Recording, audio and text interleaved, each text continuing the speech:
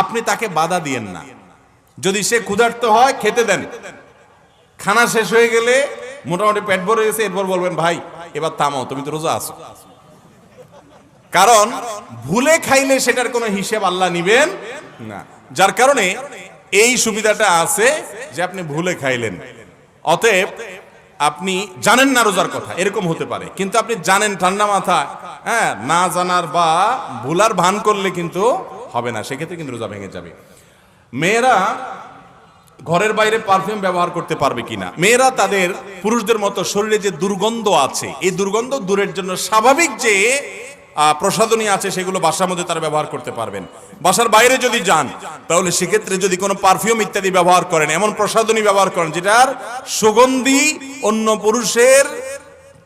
পুরুষকে আকৃষ্ট করে, এর ঘ্রাণ চতুর্দিকে ছড়িয়ে পড়ে, তাহলে এটা হারাম। নবী করিম সাল্লাল্লাহু আলাইহি ওয়াসাল্লাম বলেছেন কোন